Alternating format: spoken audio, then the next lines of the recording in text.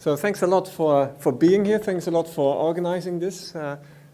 So let me start with this slide.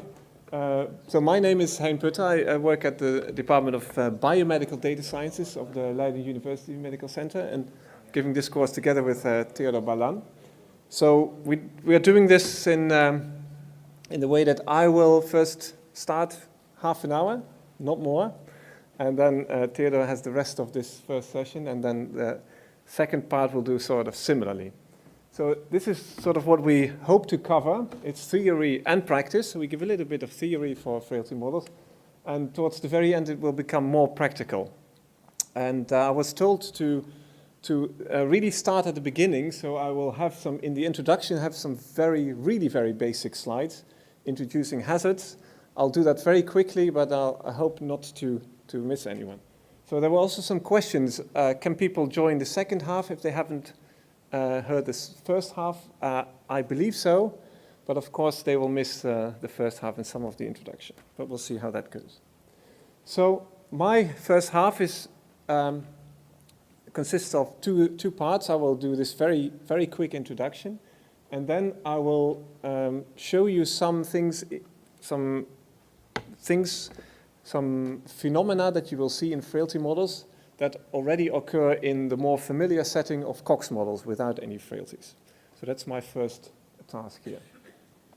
So a little bit on how we work. So the emphasis will be on univariate frailty models. So that means each individual has a single frailty.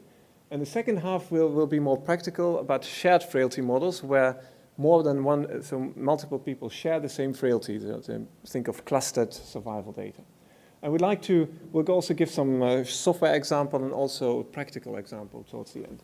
So we'd like to keep things informal, even though this is a very big room. We hope that you will interrupt us if you have questions, and raise your hand if you have some questions. Okay. So very basic. I'll start very basic, even introducing censoring. So there's a nice quote from Odd Allen. It takes time to observe time. And it's a deeper quote than you think of at first, because it means a lot. It means, for instance, why we have special methods for survival analysis. We have the concept of censoring. It means that we have to, it takes time for us to observe the event time that we're interested in. And it also means that if we don't wait long enough, we will not see the event happening for every person. So that's censoring that will happen. In the notation that we'll use throughout this short course, we'll use T tilde for the maybe unobserved survival time and C for the censoring time. We'll assume that they are independent, possibly conditional on explanatory variables. And these are the things that we are interested in, the survival, the distribution function and the survival function. Distribution function is denoted with F, the probability that the event time is less than or equal to T, and the censoring function GT, which is not very often used, is the probability that the C, the unobserved censoring time, is less than or equal to T. More often we work with the complementary survival and censoring functions, so the probability that the event time is larger than T, and also the probability that the censoring time is larger than T. And throughout we'll make the assumption that S and G are continuous. In terms of observations, we assume that we have realizations of an observed time, which is then the minimum of the, I should use two things. The minimum of the unobserved maybe event time and the censoring time, and also an indicator which tells us whether we have observed the censoring time or whether we have observed the event time. It's 1 if we have observed event time. So 1 means that we really observe an event, 0 means that we have observed censored time. And what we're interested in is estimating survival probabilities and also quantifying effects of covariates on these probabilities. So the fundamental thing in survival analysis is the hazard function, and we will also work a lot with the hazard function. And I think it will be familiar to most of you. It means if we know that a person has survived until time t, it's the instantaneous probability of dying in a short interval afterwards. So it's the instantaneous, you could think of this as the probability, given that you are still alive at time t, of dying in a very short amount of time after time t. And it's crucial to understand for what follows, because we will add multiple layers of randomness, is that this hazard function already describes the randomness of the survival time. It describes the probability distribution of the survival time. And we will add, later on with the frailties, add another layer of randomness. So this is a picture I always use to indicate so that high hazard means that you have a low survival probability, that you have a higher probability of dying, and therefore a low survival time. And if a lower hazard means that you have a higher probability of surviving a large amount of time. We also work with a cumulative hazard. That means the integral, if you like, mathematics from 0 to t of the hazard itself. Or if you can also think of this as the area under the curve of that is described by the hazard function. And there's also a relation between the survival and the hazard that I have to mention. Namely, the survival probability at time t is e to the minus the cumulative hazard at time t. So there's a relationship between the hazards and the survival function.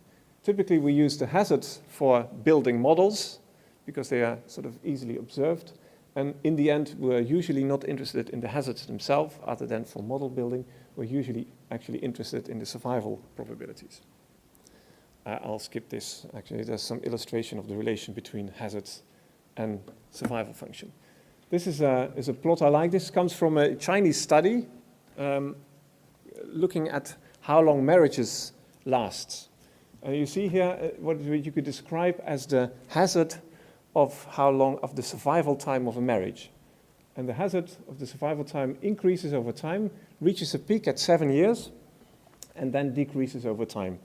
Later on, we'll revisit this example to show that this is a marginal hazard. So this is a hazard of possibly containing lifetimes of couples which have different hazards, have different frailties, And that is also a process going on maybe that you could call selection, that persons with the highest frailty die first. Or not die first, but divorce first. This is called the 7-year itch.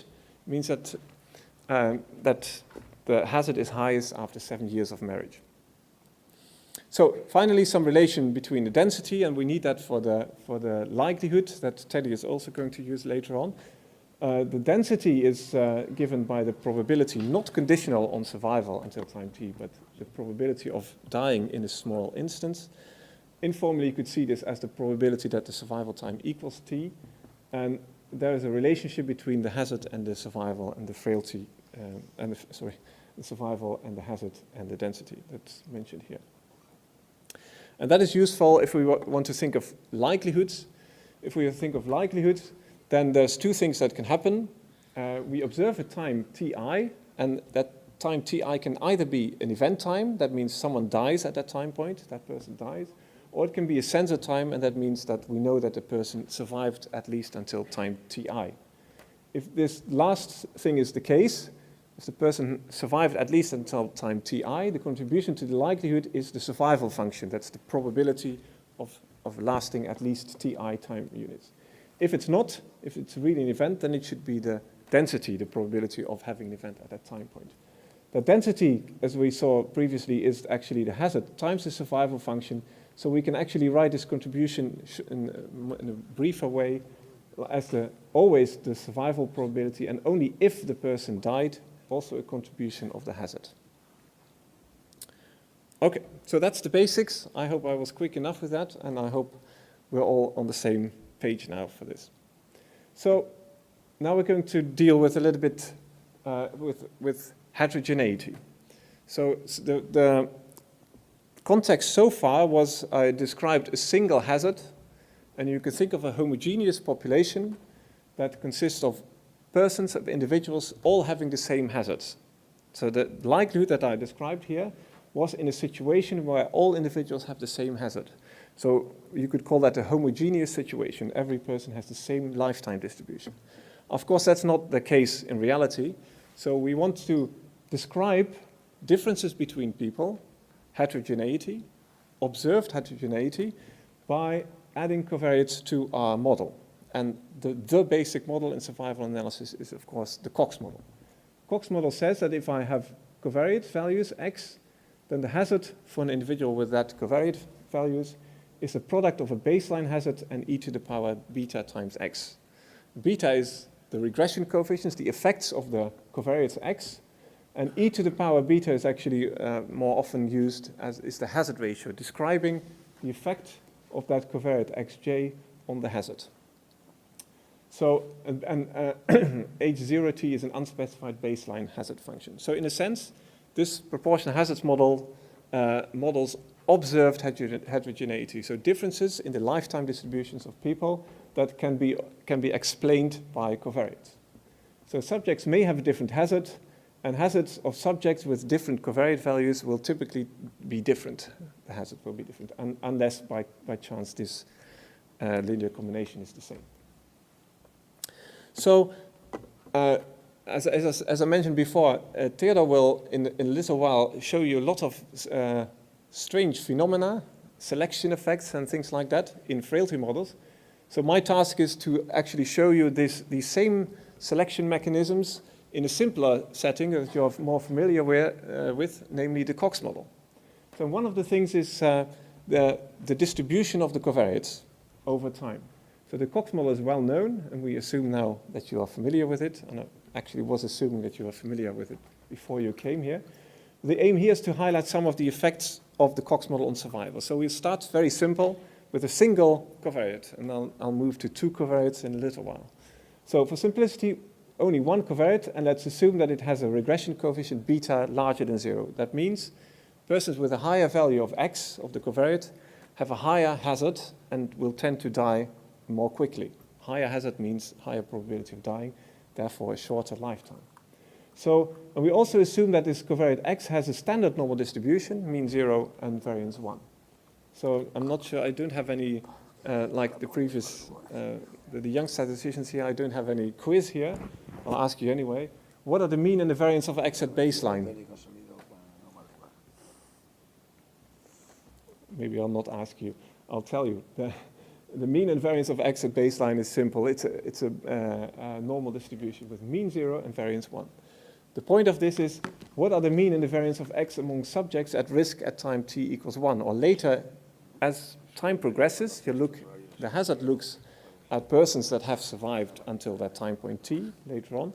And the point is here that the distribution of x among those subjects that are still alive at those later time points will change. And that's, I hope to illustrate very simply with a very small simulation. So what I did is really very simple. I took a baseline exponential with rate 0.1. That means a mean of 10. Think of this in terms of years. One replication with a sample size of n100. X is standard normal distribution, and the beta I took equal to 1. So I generated one data set, rather small data set, and applied in the end uniform censoring on 20 to 50. So here's first about the distribution of x. That mean 0, well, minus 0.007, so that's approximately 0. Standard deviation approximately 1. And the estimated beta was almost 1, 0.943 with a small standard error. And this is the overall survival curve from that sample. So now this is the distribution of the covariate values at baseline, at time equals 0. So you see that this is sort of the histogram of a normal distribution, a standard normal distribution. Mean 0 and standard deviation 1. So now what happens if I'd have this data set generated, and what I did here, I take a subset of my sample that I generated of 100 people, take a subset of people that were still alive at time equals 5. And I looked at the covariate values of those people that were still alive at time equals 5. Remember, there's no censoring yet at time equals 5 and also not at time equals 10, which I'll consider later. This is the histogram at time equals 5. This is the histogram at time equals 10 when I do a similar selection. I select the people that are still alive at time equals 10. Here's the mean, minus 0.443. And here's the mean at time equals 10, minus 0.729. So the mean of the x values, the covariate values, has shifted from a normal distribution with mean 0 to a normal distribution, no, not normal, but a distribution with a different mean, a lower mean as time progresses, and also a smaller standard deviation. So here's a picture showing this behavior over time. We start with a mean approximately 0, We start with a standard deviation approximately 1. The mean decreases over time, and the standard deviation, although it's less clearly seen, also changes, also decreases over time. Is this coincidence? Am I showing you a sample which is maybe strangely behaving? No, it's not, because when I repeat this with a much larger sample size, namely n equals 10,000, really large sample size, this is the behavior of the mean of the covariates at each point in time, taking the selection of people that are still alive at that time point. You see clearly that the mean shifts from 0 on average to -1 as you wait long enough, and also that the standard deviation also decreases from 1 to a little bit less, 0.7 approximately. So we'll work with take-home messages, so take this home, if you didn't know this already. If some subjects have higher hazards than others, that's also the explanation of the phenomenon that you will see here. If there's heterogeneity, explained in this case by a covariate x, those with a higher hazards, that means those with a higher value of x, because the beta was positive, that means higher x means higher hazard. Higher x's have the higher hazard, so they die early. That means that over time, the persons with the high values of x have died, and those we are left with have, on average, a lower value of x. So that's a sort of a selection mechanism that takes place if you have heterogeneity. So the ones that remain tend to have lower hazards, in this case lower values of x, and also tend to be more alike. So there's a lot of spread in the beginning. We take away the people with the highest values of the covariates, and what we're left is a population with a smaller variance also. So with explained heterogeneity, and as I mentioned before, Theodor will show you the same mechanisms also with unexplained heterogeneity. This means that the means of x of those at risk decreases over time, and the variances of x of those at risk also decreases over time. That's the first take-home message. The second take-home message has to do with if you have more than one covariate and you omit one that should be there. So, for that I need to zoom in a little bit on the proportion hazards model. The proportion hazards model is a very restrictive model in a sense. That's a nice thing, this restriction, because it allows you to give one number, namely the hazard ratio, to quantify the effect of a covariate. But it is very restrictive in the sense that it has to fulfill the proportional hazards assumption. And that proportional hazards assumption says that this effect of the covariate is the same wherever you look, wherever in time you look. So it means at time 0, the comparison between x is 1 and x is 0 is the same as at time 10, for instance. And that proportional hazards assumption is violated if, in fact, this beta is not constant, but follows some function which is not constant. And then we have a violation of the proportional hazards assumption. And that violation, I'm only showing you this because I'm illustrating the function in R that is implementing this. Based on Schoenfeld residuals, you can sort of test whether the proportion hazard assumption is valid, and you can also visualize it. I'll do this very quickly.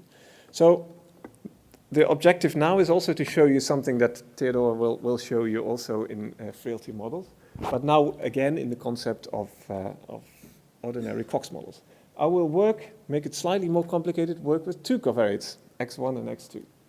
So I'm immediately starting out with a large sample size, n equals 10,000, and now I have two independent covariates, x1 and x2, both standard normal, and both have beta 1 and beta 2, are both equal to 1.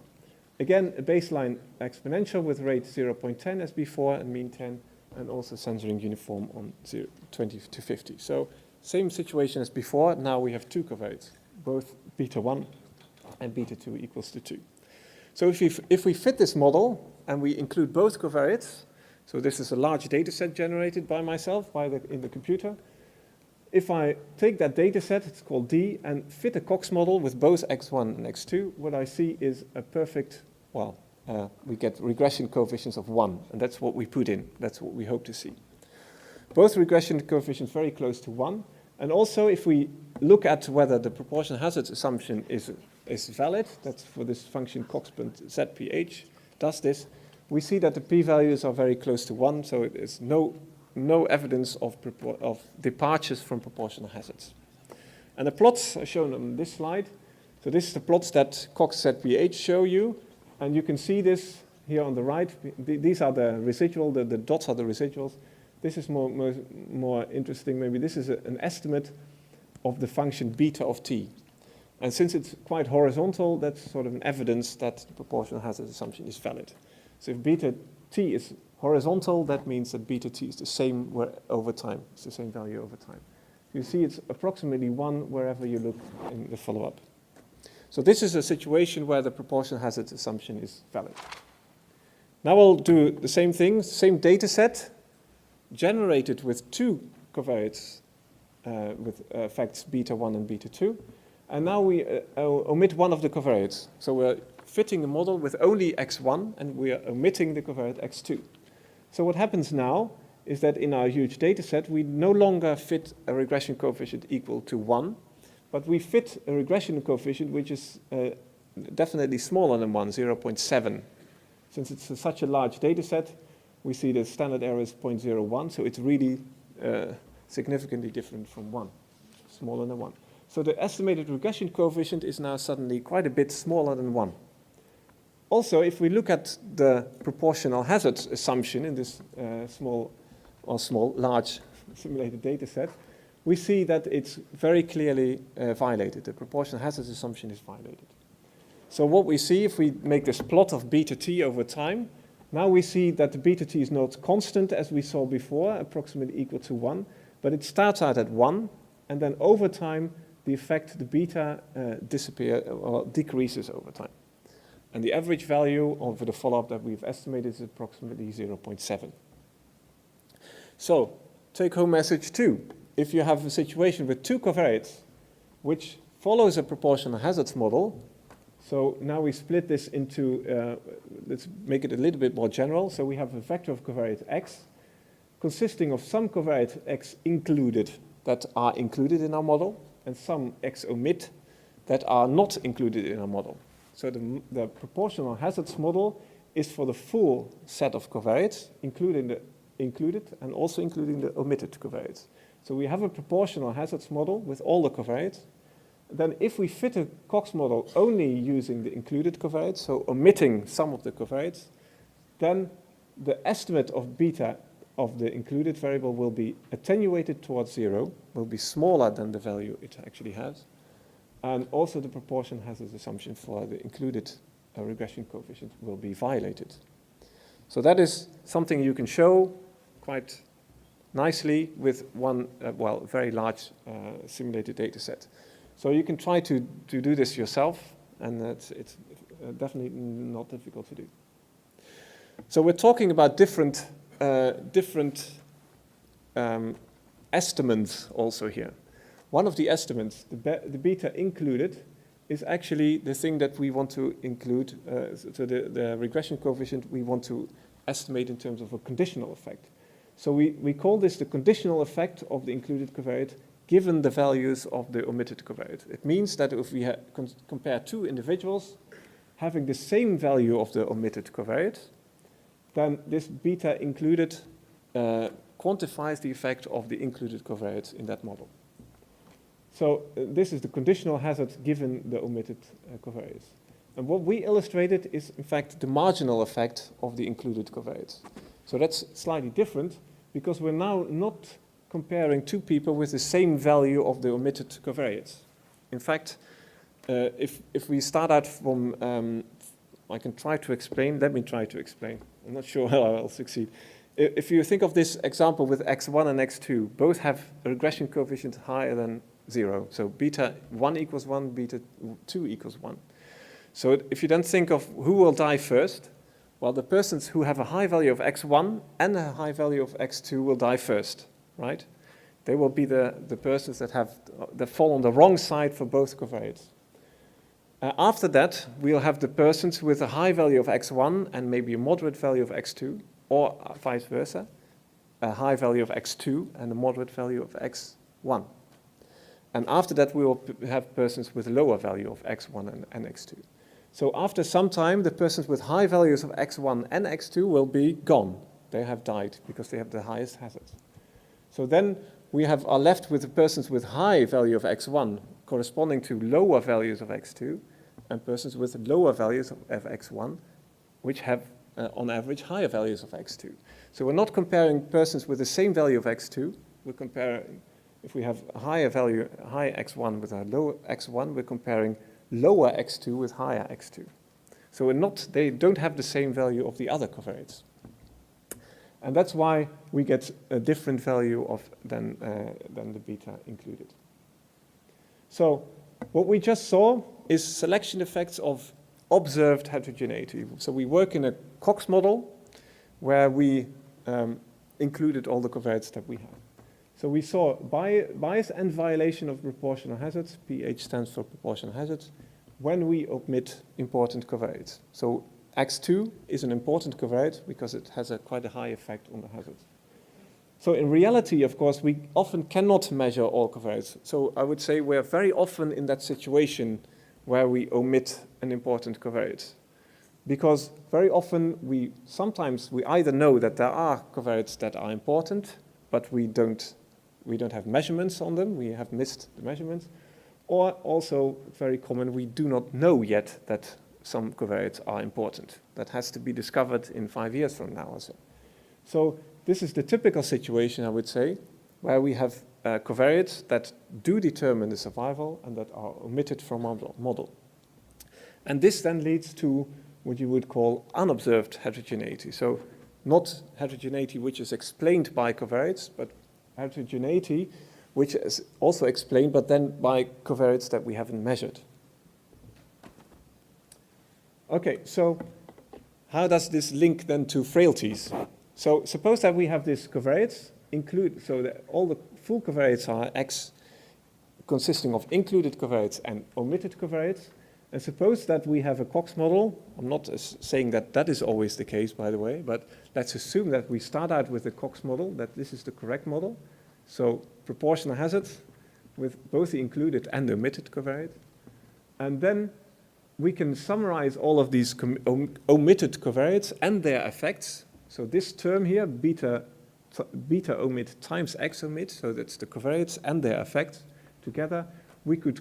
This is not measured, so we could call this a latent unobserved random variable U. So if we collect all of this garbage, so to speak, into an unobserved latent random variable U, then we have a model which has actually included covariates and some missed out covariates, which is now a random variable, and we can write this as the sum of the included covariates plus U, this was U, and we can also call this, if Z equals e to the power U, then this is a frailty term. This is what we call a frailty term. This is usually denoted with Z, and this random variable Z is called a frailty term. It's assumed to act multiplicatively on the hazards. So this random effects, this frailties, comes from a heterogeneity, differences in the lifetime distribution, differences in the hazards, usually caused by covariates that we haven't measured and their effects. So it's important to realize that this is an additional level of randomness. Already the hazard, the baseline hazard, already describes some randomness, namely the population, so the distribution of the lifetime. But on top of that, we have an additional layer of randomness, which is described by the frailties. And it's very hard, as Theodor will show in a minute, it's very hard to distinguish one from the other. In fact, it's impossible without any assumptions. So, effects of unobserved heterogeneity, if you think of this frailty as coming from omitted covariates, then that must mean that the phenomena that I showed you with my small simulated data sets will also play a role if we talk about frailties, because that's the definition of our frailties. So we may expect similar effects as we just observed in the Cox model if we work with frailties. Namely, that mean of a frailty will decrease over time, variance of frailty among survivors will also decrease over time, and omitting unobserved heterogeneity will lead to marginal effects which will be different from the conditional effects. So these and other phenomena will come back in the second half of this lecture. And well, I like to end with this. Odd Allen has a I don't know whether you have this know this book by Allen, Borgen and Gessing. It's a very nice book. I can recommend it. There's a chapter which is called The Odd Effects of Frailty, and that's in fact what Theodor is going to talk about. That chapter has a very odd name since Odd Allen's first name is in fact odd. So now going back, Theodor, are you going to explain this? Yeah, I'll come back. You're coming back. So thinking of this in terms of frailty models, we can offer a different explanation for this 7-year itch. Namely, if we think of it as in terms of conditional versus marginal hazard. What we see here is in fact a marginal hazard. And that marginal hazard can either be that for each individual, the hazard increases and decreases over time, but it can also be different, namely there is an underlying hazard, and additionally there is unobserved heterogeneity. And that means that this conditional hazard does not necessarily follow this shape, but can actually increase over time. But that I'll leave to Theodor. Am I in time? Nice, almost. Okay. Okay, so my name is Theodor. Hein talked about me like 20 times during his presentation. He said that Theodor will show you that. And now I have to live up to these expectations. So, yeah, I start with the part that is a little bit more actually about frailty models, which is why you're here for.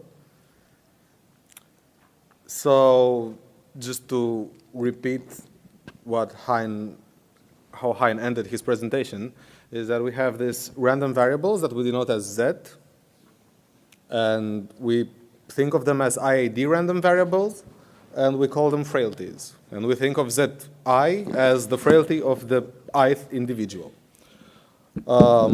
And usually you'll find this kind of specification of a model in any survival analysis book, where this is the usual proportional hazards model with a baseline hazard and some vector of covariates here, but we also have this Zi in front here.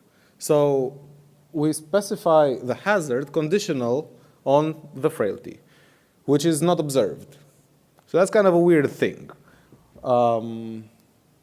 There are people who completely disagree with this approach of conditioning on unobservable things, but I will go on nevertheless. So we refer to this as the conditional hazard. So like Hein said, sometimes you're interested in the conditional quantities in conditional estimates, especially when you refer to individuals. So is it about your marriage or is it about all the marriages aggregated in that study? Another way of looking at this is that we can just put logs at, oh my, if I point on that screen, it doesn't point on the other screen, so I just realized that now. So we can also put the Zi up here with a linear predictor, and then this kind of starts looking like a random intercept model, right? So we can think of log Zi as a random intercept on the linear predictor scale. And as Hein said, we think of this as representing the effects of all the unobserved variables in our model that affect the outcome. Like some sort of technical assumption is that we have to assume that a censoring is non-informative of the frailty. So censoring doesn't depend on the frailty. If you think about it in a Cox model, you kind of have to assume that the censoring, so non-informative censoring means that it can depend on the covariates that are actually in the model. So it's kind of the same assumption here. Censoring can only depend on observable quantities. And well, Z just has to be positive, right? If we look at this here. So let's see how we can do that. Basically, the way you would go about the frailty model, you would say, well, I'm going to choose a distribution for Z, and then I estimate some quantity that reflects variability. For example, the variance. I don't use the word variance for a specific point that I will come back to later here. And then we say, okay, if this variance, this estimated variability of this distribution is large, it means that individuals are very different from unobservable covariates. So we say that there is a lot of unobserved heterogeneity. And well, if we condition on this unobserved, everything that is unobserved, we can say, well, we're estimating actually individual effects, or conditional effects. And actually, it's more interesting to look at how the marginal effects look like. And that's actually important because that's the only thing we actually observe. So I thought about how to start this part, and then I thought about, so usually I have this introduction about all the possible distributions.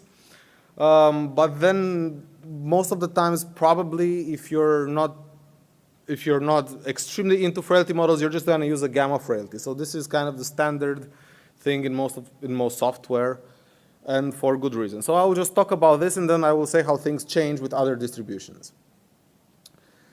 So this was also historically the first distribution that was proposed in the context of frailty models. In this paper by Jim Vaupel, which is from the journal Demography, so it's not really from biostatistics, but it's in the context of mortality tables. So they had the question, what happens if there are unobserved covariates that influence mortality? So what are we actually looking at? Like, how do you interpret the effects? It's a very nice paper. It's really based on like some sort of intuitive knowledge of the phenomenons that occur in their data. So it's kind of a nice place to go to. This is the formula for the gamma distribution. And what we usually assume, we assume that it has expectation 1, so the expectation to be fixed to 1, which means that we have to reparameterize this a little bit, and that means that we have only one parameter to estimate, actually, which is the variance or the inverse of the variance. So it's the same thing. And the reason why we actually do this centering in 1 is because otherwise, I mean, you can just multiply this by any number and divide the baseline hazard by any number. So you just have to make an assumption for the scaling of the things. And this is how the density of a gamma distribution looks like. They're all centered in 1. And you can see that the very low variance one has just a peak at 1, basically. And then as you increase the variance, it kind of moves a little bit towards the left. And the tail becomes thicker. But this is not extremely, yeah, okay, so you see that plot and you're like, okay, so what? So yeah, that's kind of how it looks like. So the marginal hazard, we're thinking, okay, so what do we actually observe in the data? So if you just fit a Cox model, or you just want to estimate like a Kaplan-Meier type of curve, something non-parametric, what would you actually see? So if we take the expectation over Z, and we remember that Hein said that the hazard is a conditional probability, so it's a probability that's conditional on survival up to a certain time point, we end up with this expression. So what would happen in front here if we take the expectation over Z? This would be the expectation of Zi given that this individual has survived until time t.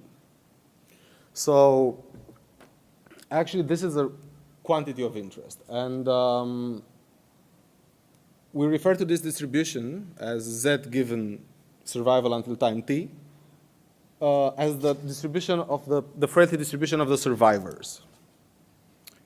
And that's an interesting quantity to estimate. And actually, we can get the density pretty easily.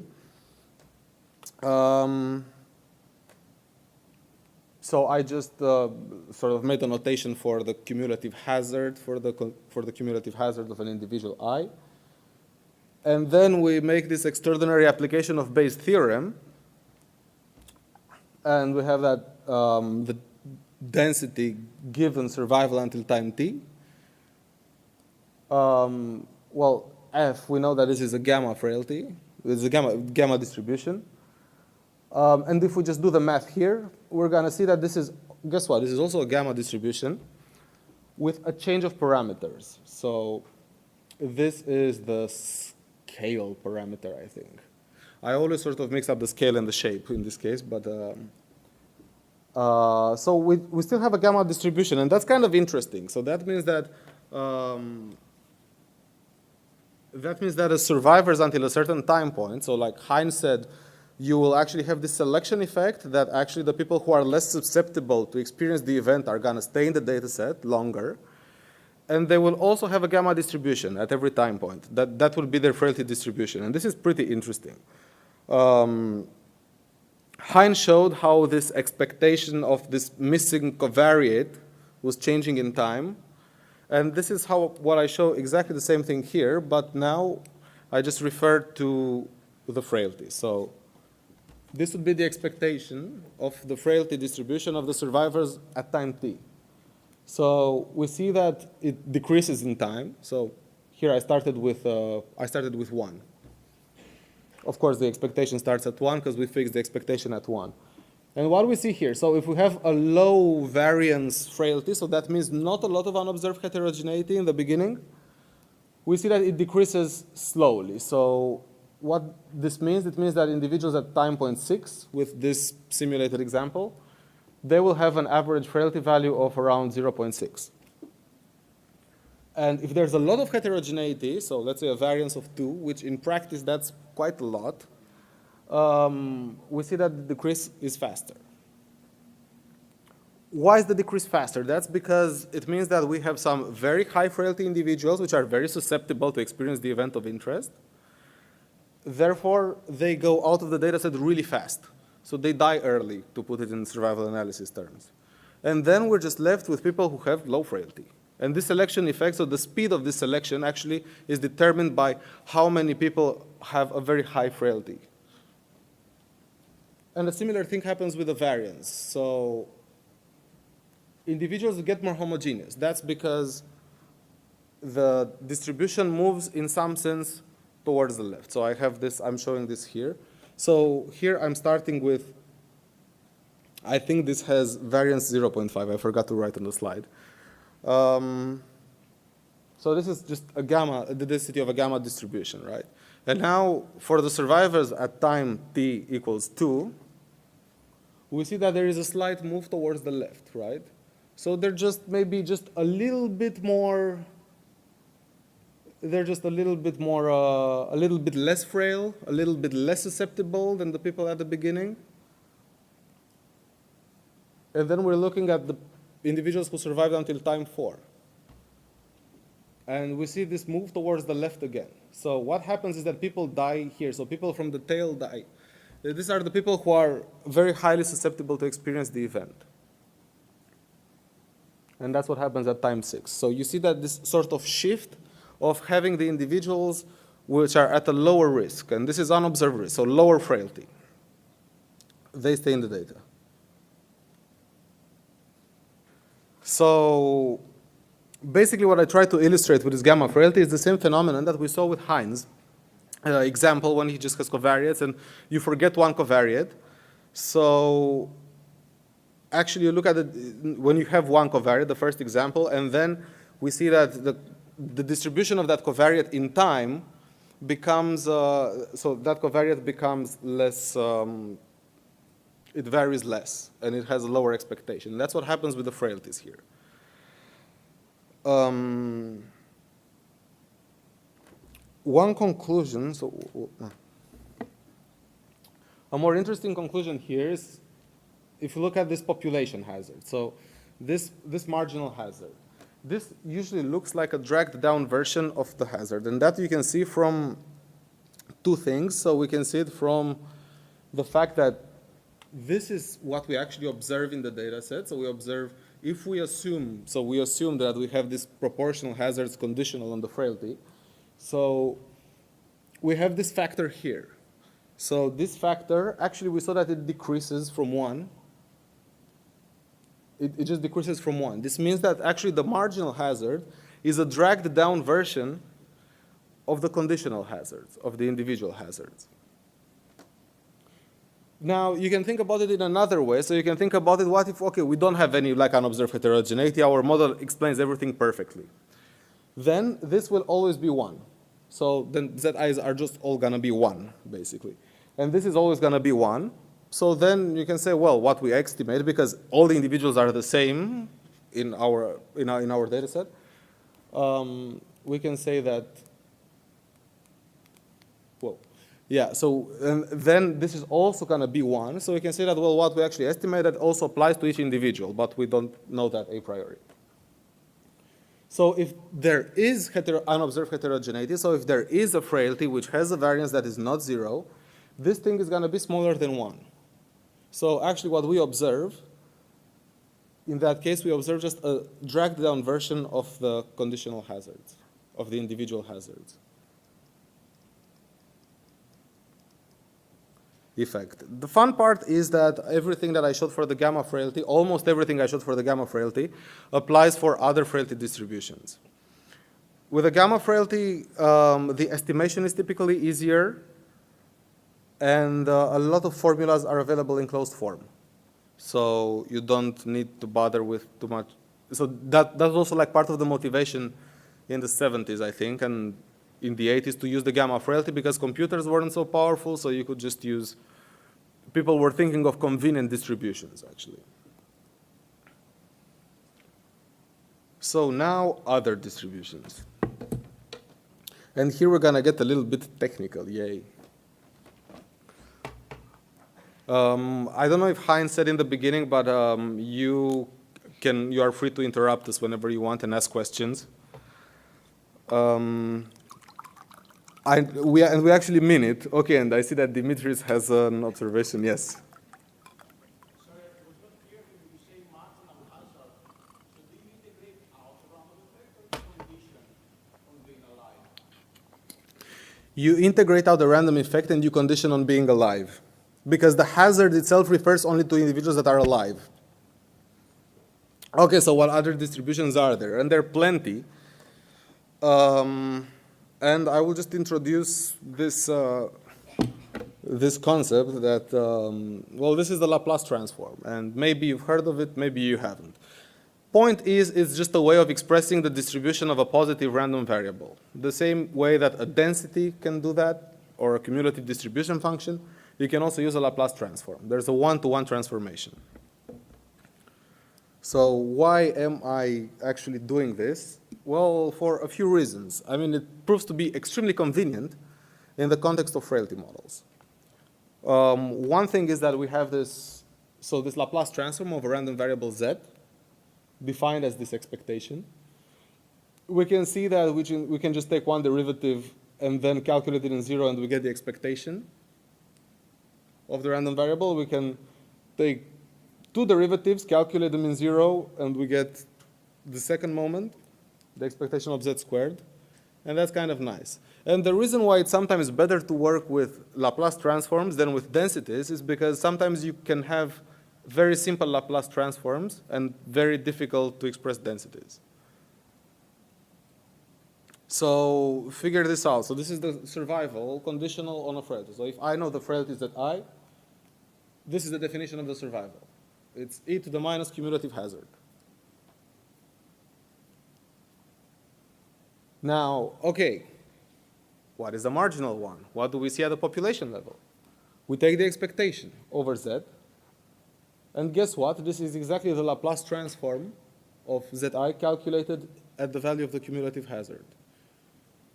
And that's cool, because it turns out that we actually only need a Laplace transform that we can easily express to do all the calculations, and not necessarily the density of a distribution. So with the gamma, we worked with the density, but you don't really have to do that. We can get the same way that we applied Bayes' theorem for a density of to obtain this frailty distribution of the survivors. We can do the same thing with a Laplace transform, and then we can express the Laplace transform of this distribution of the survivors in terms of the original Laplace transform. And then if we want to, we can actually express the marginal hazard, again, only in terms of, we see that we need here the first derivative of the Laplace transform, and just the Laplace transform of our distribution. Point is, to show you these things, is that you actually don't really need the density for anything.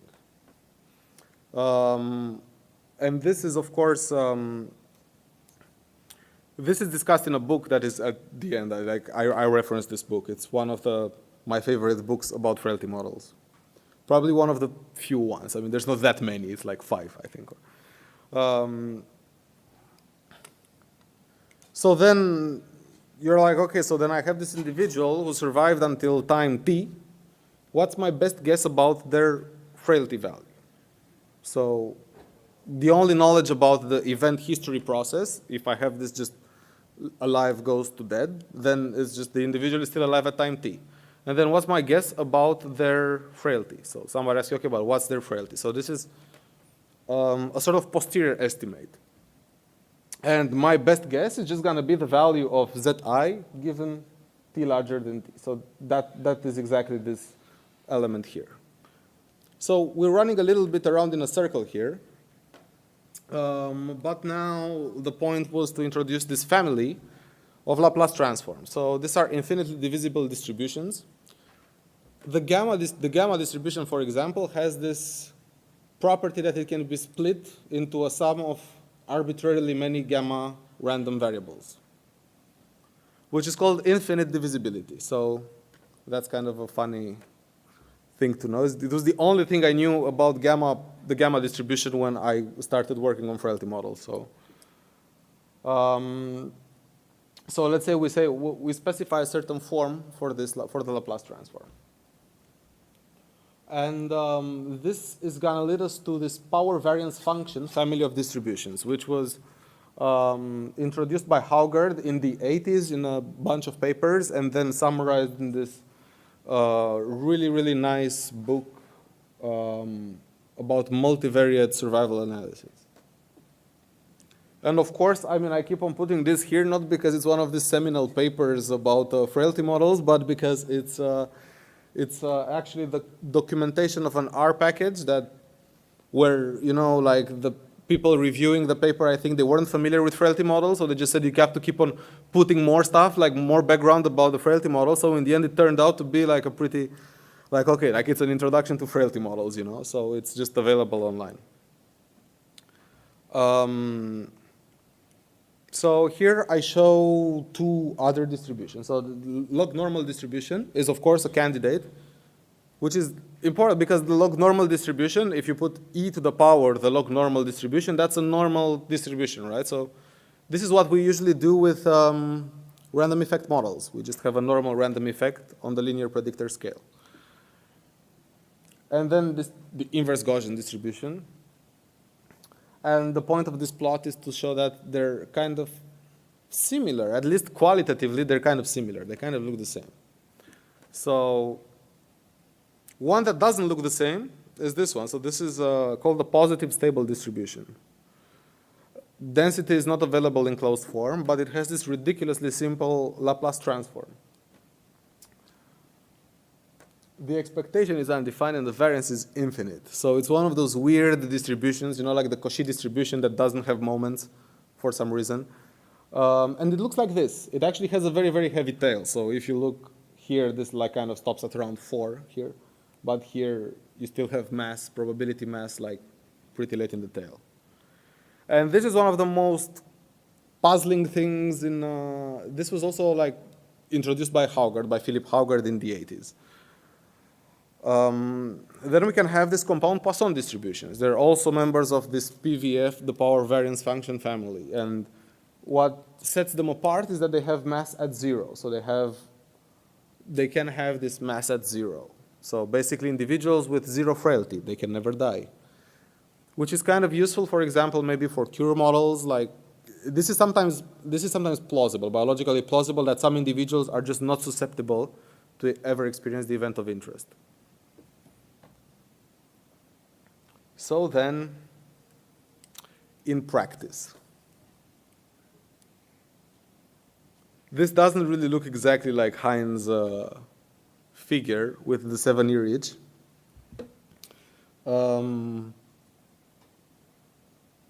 But it's a funny thing. So when I was very young, so when I discovered that you can actually go out without your parents, I went to a theater play because nobody would like that was the most fun thing to do when you were 15 or something. And it was it was kind of, I think it was a rip-off because we didn't have that much internet back then or something. And it was like a theater play that was kind of a rip-off, and it was like Love Lasts for 4 years or something like that. So I was also puzzled then because I couldn't remember my name 4 years previously. So it's kind of an interesting topic still. That's not really essential part of this presentation, what I just said now. But the point here is the following. So I can just have this, I just have a hazard here that is, well, it's a growing hazard. It's an increasingly hazard, right? So that's like an individual hazard that I have. So I drew it with a red line. And then if I just add on top of it a gamma frailty, so then I say, well, everybody has this hazard, but then there's a gamma frailty in the middle, and then I just do some estimate of the hazard for everybody, I would get something that grows and then decreases. And here I just, of course, I hacked this number so that it's at 7, right? So it's kind of like the 7-year age. And this is what Hein was talking about. Like you can have actually an increasing probability of, in this case, divorce, and then actually what you would observe from life tables, from demographic tables, you would observe that the hazard, so the rate decreases after a number of years. Now, the sort of elephant in the room of frailty models when we have univariate data. So univariate data meaning just time to event data like this. Like simple time to event data where each individual can only die once. I mean, you might think about it, it's kind of a curious thing, like, okay, like how can you estimate all this stuff with such little information actually? And truth is that that's kind of, you shouldn't be able to. So we just observe the marginal hazard. Like I had this conversation with someone who was telling me like you should only model observable quantities. Like they really hated my talk at the time actually. So how can I tell you if there's a frailty effect or not? And here for illustration I showed two groups. So I say, let's say imagine that I have just two groups, a high risk group, low risk group, right? And I observe this, so I know I have a covariate that determines me. So I denote the groups as 1, which is like a baseline group, and group 3, which has 3 times the hazard of group 1.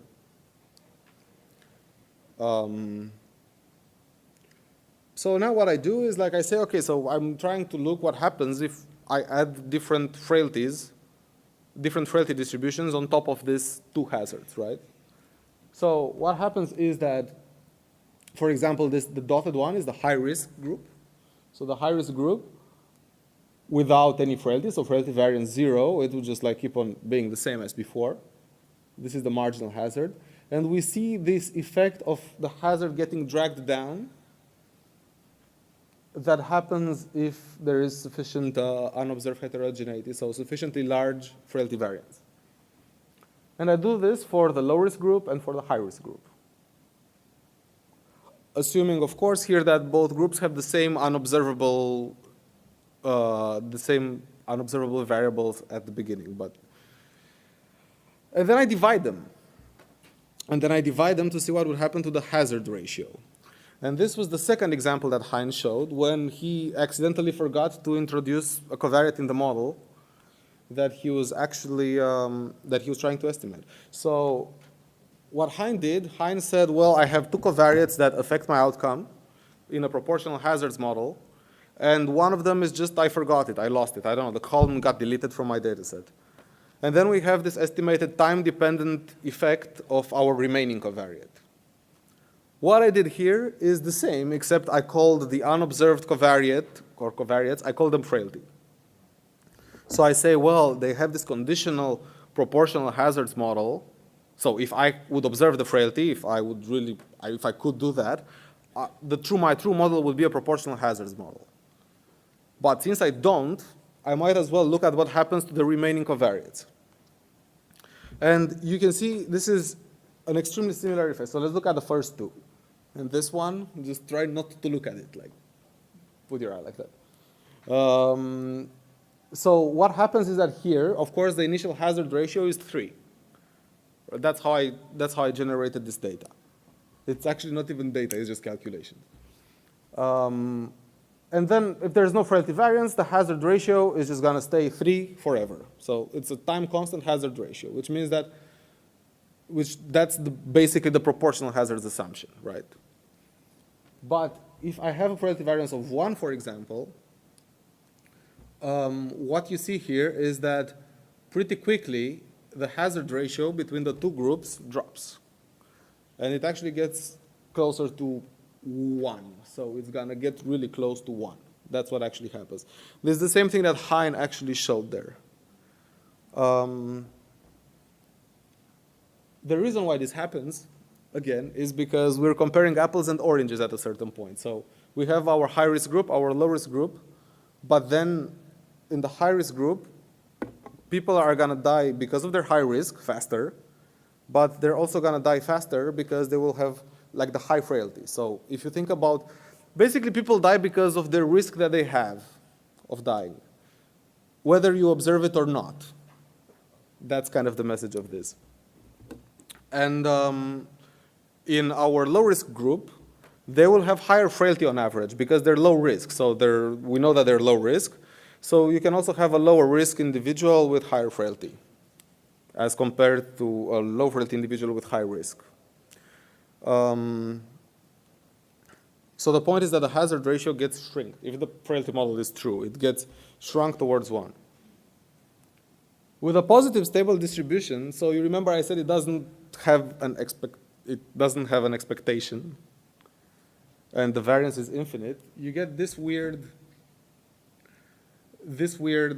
kind of shrinkage, which is not really a shrinkage. So this is the positive stable distribution was introduced by Philip Haugard as the only frailty distribution for which you have proportional hazards both at a conditional level and at a marginal level.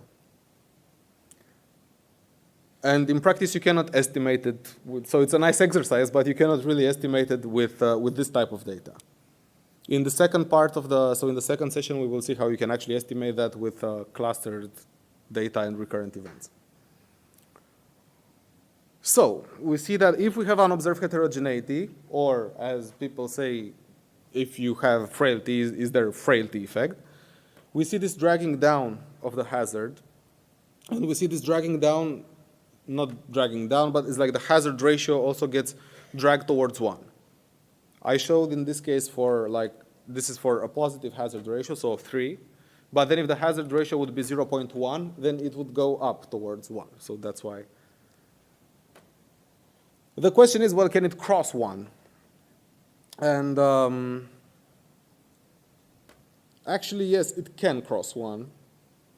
And that's if the frailty has mass at 0. Because if the frailty has mass at 0, eventually we'll be left in both groups with the people who are not susceptible, right?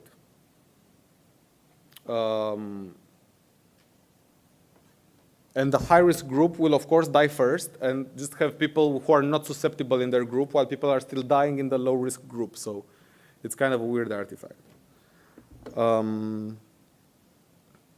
So this is one sort of interesting example about group changing. So I showed before that we had this high-risk group and a low-risk group, right?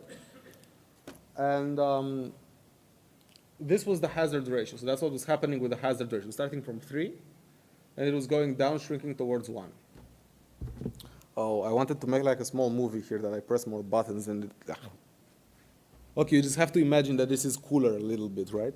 So what happens here is like, okay, we have this individual that is high risk. Let's say that it's an individual that is on a, let's say we have this treatment and we have treatment versus placebo. And let's say the treatment works really well and the placebo group has 3 times the risk. And we have this individual and it seems that the placebo becomes less and less bad with time because of this shrinking of the hazard ratio. So then let's say we can move this individual and say, oh, we're going to give you the treatment. Suddenly, we're going to move you to the other arm. And then what we would observe this weird thing, that this individual would drop, and their hazard ratio would actually be smaller than 1. So it seems that they're actually doing better than individuals that were from the beginning of the treatment.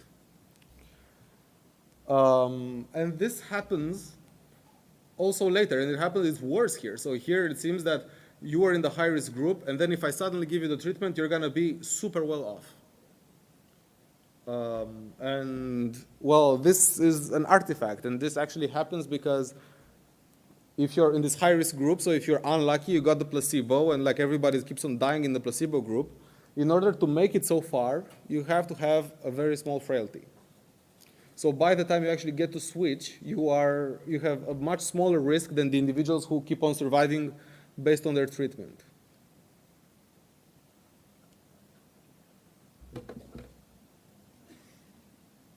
Does anybody have any questions about this slide? I think it's I can't always read the crowd really well, you know. So like I'm just like, I mean, is everybody looking like what the hell is he saying, or is everybody? You can keep on asking us and interrupting us anyway. Okay, now this whole example is not very realistic. Like this doesn't happen in practice. It happens in theory. Like we can imagine this situation. But I mean, there's like, of course, when you show this kind of plot, like I don't say what assumptions I actually made to show this. So I assume that treatment change has an immediate effect. So that's like doesn't usually happen in real life. The main point here is that it's hard to actually determine what happens to an individual if we just observe what's in the population. So, especially in this kind of cases, and of course you can think about, like, we assume always that we have these Cox models that we're working with, not always, but often we assume that.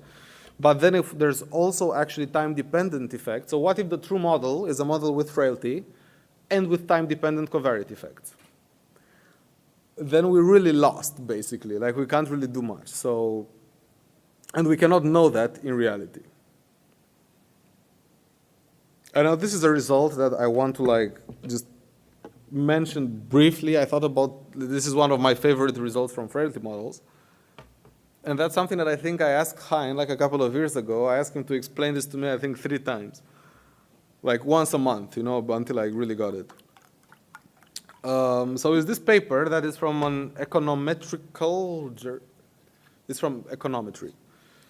And it's very mathematical, so they just do the math, and they say, well, we have these frailty models that started becoming popular. Like they started in demographics, and then they moved to econometrics and biostatistics. So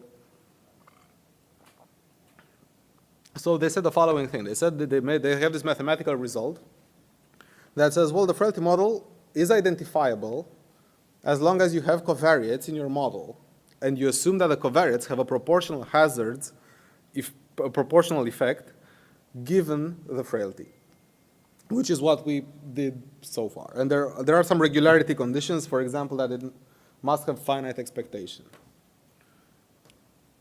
And it's and you see, well, it's identifiable. Well, that's great, isn't it? Like it's good to be identifiable, and it's actually not, and it's actually really, really bad. So the reason why this is okay, more time for me to drink water to hydrate. So what are they saying there? And I was thinking like, okay, like why do you need covariates? Why do you need more parameters to be able to estimate other parameters? And this is actually a problem of over-identifiability. So my whole intuition was telling me when I started looking into frailty models that you should not be able to estimate this kind of models in practice. Because I thought, well, it's just too many parameters. Like how can you just estimate a random intercept for each individual, and you have this unspecified baseline hazard, and you have regression coefficients. And the reasoning behind this is exactly because this assumption of proportional hazards gets distorted at the marginal level. So the way these models will work, let's say you have 1 event per individual at most, so like some classical survival data, right? And you say, oh, I'm going to fit a frailty model. So the thing that the frailty model, the gamma frailty model is going to look at, well, are actually the marginal effects of the covariates, are they looking like how they would look if I would have a gamma frailty? Are they decreasing in time? Are they changing in time? And then if you believe the gamma frailty model, you're going to say, well, ooh, I have evidence now. Because when you fit a gamma frailty model, you assume, no, I have time constant covariate effects, but just they seem not to be time constant because I have this unobserved heterogeneity, because I have frailty acting on it. So basically, what happens, of course, we can like put it logically the other way around, What if you just have perfect proportional hazards? Like you put your covariates in, you look at Cox-ZPH, proportional hazards everywhere. What are you going to do? Do you have a frailty or not? Well, that's not compatible with having proportional hazards conditional on the frailty, because that would mean that the hazard ratio would be time dependent. So we're in a pretty weird thing here. We're actually estimating from our misspecified Cox model, if it's sufficiently misspecified in a way that is compatible with a certain type of misspecification, we say that actually it looks like that because of the unobserved heterogeneity, or because of frailty. Of course, there's the option that the effect of the covariates is simply time dependent. So that's kind of another explanation. So this is sort of one of the success stories of frailty models, and it's about some studies in testicular cancer. And apparently, like, so whenever, like now, you know, when I see presentations and I see a hazard that grows and then goes down, my mind immediately thinks, ooh, that's a frailty effect. But it might just not be, you know, it might just be that the couples after 7 years, for some reason at 7 years, you know, maybe if you didn't divorce until then, you're like, okay, you know, I'm just gonna stay together, you know, so maybe that's actually what happens. Actually, the individual hazard actually decreases. And this was an example with testicular cancer because they observed this peak at 30 years. So apparently the incidence of this cancer peaks at 30 years. And Allen, which is the same odd Allen that Hein mentioned before, he proposed a frailty explanation for that. And he said, well, maybe we observe that because we have unobserved variables actually that that determine the incidence of this cancer. But actually the individual risk might increase in life. You know, it doesn't mean that if you're 32, you're done with it, you know, and that's sort of compatible with a biological explanation that says that actually there's some damage that happens early on in life, like when you're, I think before you're born, and there's this cellular damage, and that kind of really determines your risk towards testicular cancer. While I'm not a specialist in the context of the medical background of this, it appears that that is apparently a very plausible explanation. So there's an idea that that actually might be true. And of course, there's the other explanation, like some people said initially, when doctors observed that, you know, like you observe a hazard and then you find an explanation for why that hazard looks the way it does. So you could just say, well, testosterone level also declines with age. So that might mean that this is related to testosterone.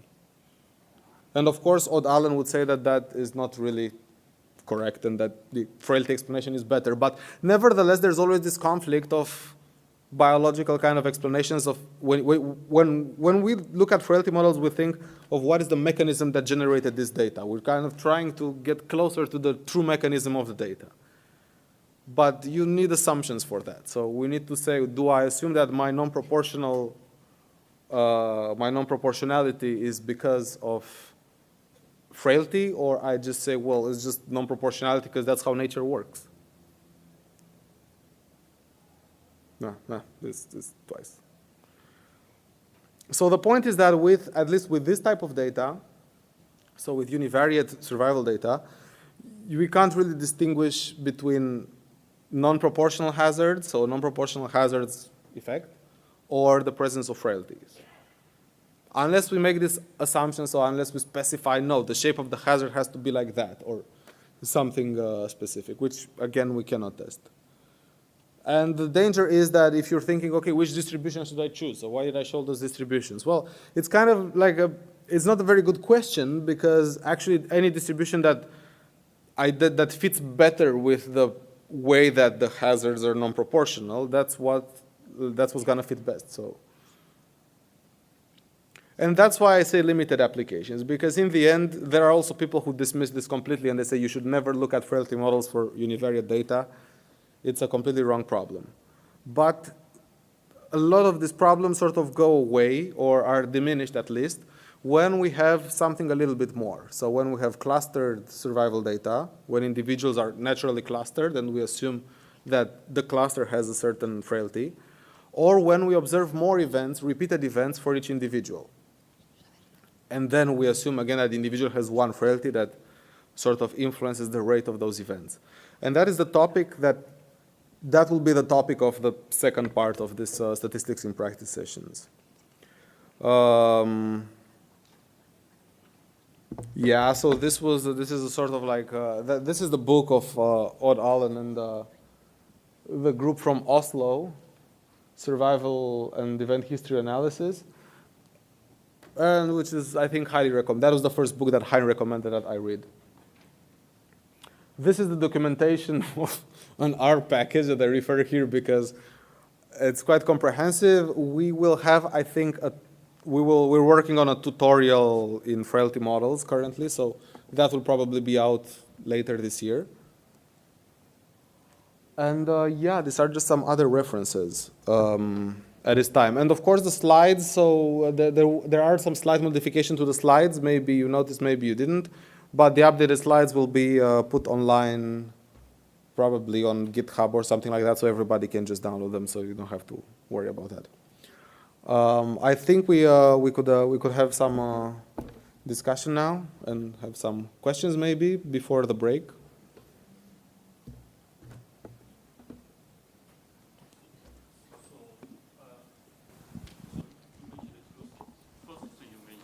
Sorry, get the microphone. Oh, okay, sorry. Yeah, you mentioned two things. First, you mentioned the Frailty will decrease the high rate compare average, like a gentleman mentioned that. You say it's always, yeah. The second thing is you mentioned when your Frailty model will be drop the high ratio close to 1. Mm-hmm. However, you give example is high is 3, there's more than 1, so that will drop to 1. If the hazard ratio is 0.5, you said it will be increased to 1. Yes. So that will be conflicted with the first statement. If the increased, how it can be below the average? Because the average is 0.5. We knew that. Okay, so if I understand the question correctly, yeah. we're in this. So the point is that when I mentioned there's a sort of symmetry. So you're going to have I mentioned the situation of high-risk group and the low-risk group. Yeah.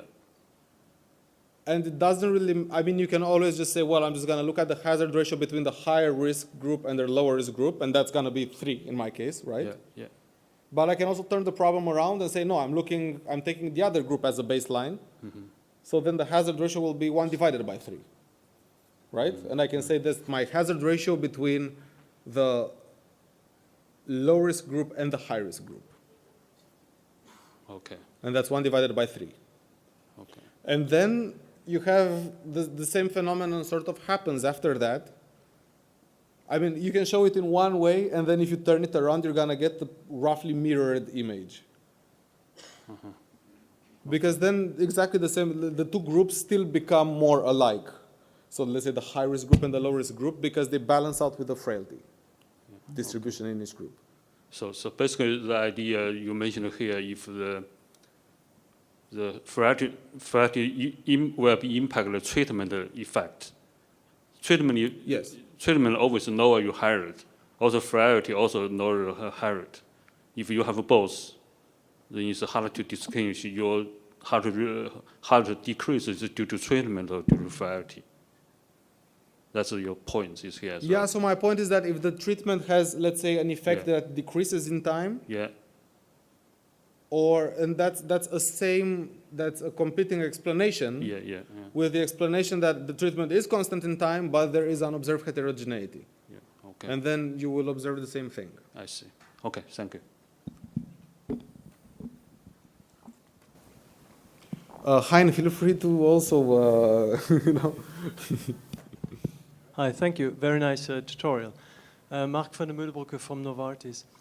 I was intrigued by the point of the population hazard being sort of dragged down from the individual hazards, right?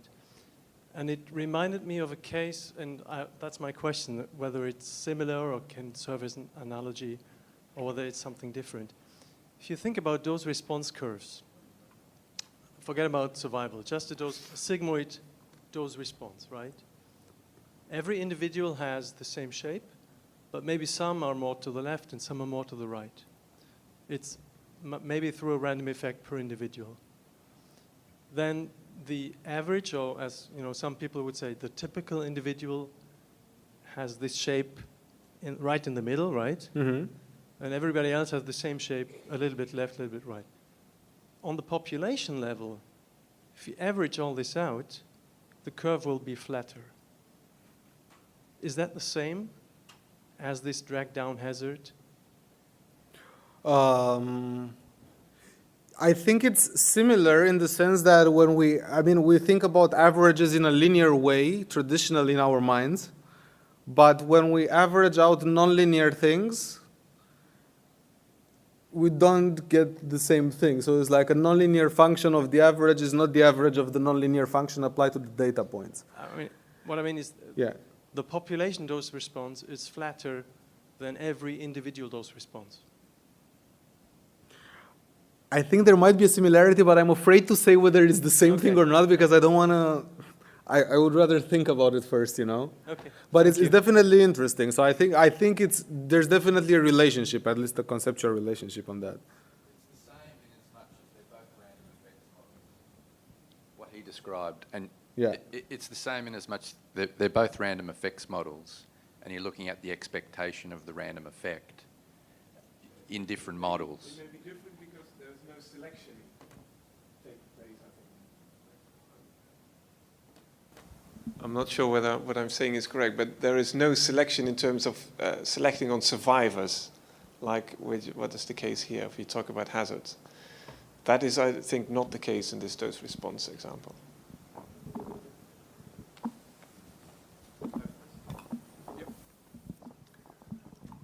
Yeah, Theodor, thank you for your very nice presentation.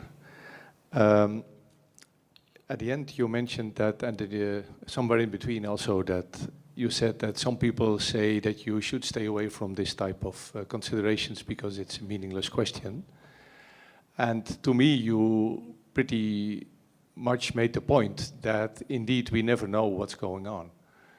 So what's your own position in this? I'm curious. My own position, so it's my own position about this is that this is frailty models in this context, so not in multivariate data. In this context, are a very useful way for actually analyzing this kind of phenomenons.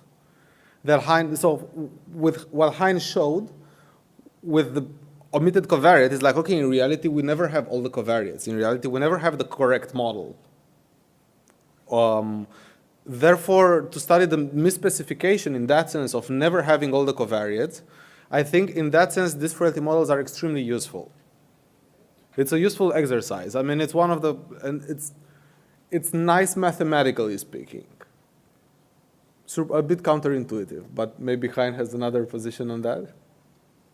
But definitely, I'm in as a tool for studying proportional hazards model more in depth rather than a practical application. Yeah, I would say that the comparison between, for instance, proportional hazards or non-proportional hazards and non-proportional hazards and frailties, I think it's at least it's a hypothetical comparison because you're never sure what is the truth. But I would say it's still useful, first of all, to be aware that there is an alternative explanation, and many people are not aware of this. And secondly, to think of this as an alternative explanation. So I think as a hypothetical, we should remember that it's hypothetical, but it can still be useful, I would say.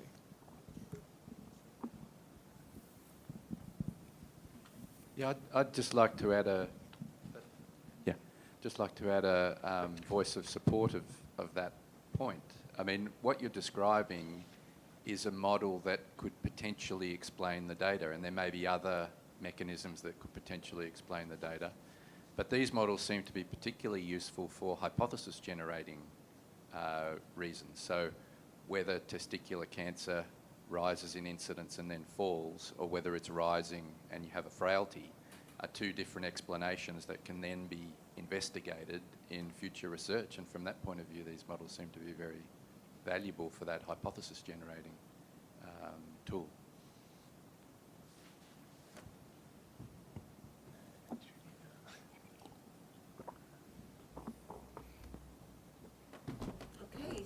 Thank you for this discussion and for the very nice talks. Now we'll take a break and reconvene again in 30 minutes to listen to the second part of this tutorial.